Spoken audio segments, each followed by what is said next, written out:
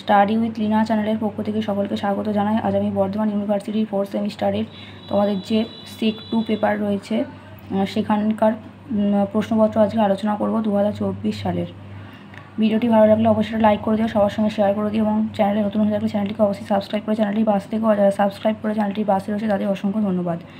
প্রথমে তোমাদের যে 2 নম্বর প্রশ্নগুলি দিয়েছে সেগুলি হলো, প্রাতিষ্ঠানিক পত্রের সম্ভাষণ কোথায় থাকে? সম্ভাষণ ব্যবহৃত হয় এরকম একটি শব্দ বা শব্দগুচ্ছের উদাহরণ দাও। এখানে তোমাদের মোট 8টি প্রশ্ন দিয়েছে, 5টি করতে হবে। প্রত্যেক প্রশ্নের মান হচ্ছে 2।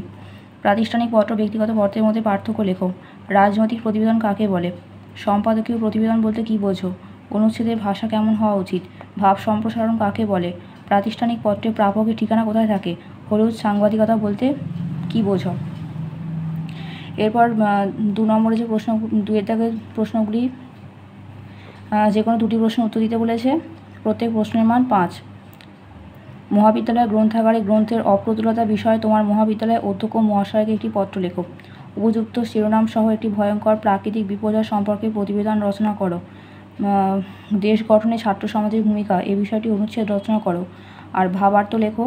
বহুদিন ধরে বহু প্রস্তুরে বহু ব্যয় করে বহু দেশে ঘুরে দেখিতে গিয়েছি পর্বতমালা, দেখিতে গিয়েছি সিন্ধু, দেখা হয় নাই চক্ষু মেলিয়া ঘর হতে 2 পা ফেলিয়া একটি ধানের শিশির ওপর একটি শিশির বিন্দু।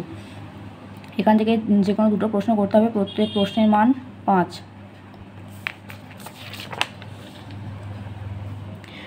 এরপরে 3 দাগে যে প্রশ্নগুলি সেখানেও 4টে প্রশ্ন দেওয়া আছে, যে কোনো 2টো করতে হবে। প্রত্যেক প্রশ্নের মান হলো 10। প্রথম প্রশ্ন দিয়েছে, যে কোনো ক্ষেত্রে কৃত্রিম বুদ্ধিমত্তা আর্টিফিশিয়াল ইন্টেলিজেন্স বা এআই এর ব্যবহার সম্পর্কে উপযুক্ত শিরোনাম সহ একটি প্রতিবেদন রচনা করো। পরের প্রশ্ন দিয়েছে, অত্যাধিক জোরে মাইক বাজানোর বিরুদ্ধে প্রতিবাদ জানিয়ে স্থানীয় থানার ভারপ্রাপ্ত আধিকারিক ওসিকে একটি পত্র লেখো। অনুচ্ছেদ রচনা করো, একটি গাছ একটি প্রাণ। আর ভাব সম্প্রসারণ দিয়েছে, বহুরূপের সম্মুখে তোমার খুঁজি ছাড়ি কোথা, খুঁজিছ ঈশ্বর, জীবে প্রেম করে যেই জন সেই জন সেবিছে ঈশ্বর।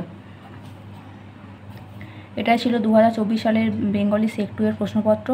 ভিডিওটি ভালো লাগলে অবশ্যই একটা লাইক করে দিও, সবার সঙ্গে শেয়ার করে দিও এবং তোমাদের বন্ধু বান্ধবী সবার সঙ্গে শেয়ার করে দিও, যাতে তোমাদের সবার কাছে পৌঁছে যেতে পারে ভিডিওটা। চ্যানেলে নতুন থাকলে চ্যানেলটিকে অবশ্যই সাবস্ক্রাইব করে চ্যানেলটির পাশে থেকো, সাবস্ক্রাইব করে চ্যানেলটির পাশে রয়েছে তাদের অসংখ্য ধন্যবাদ।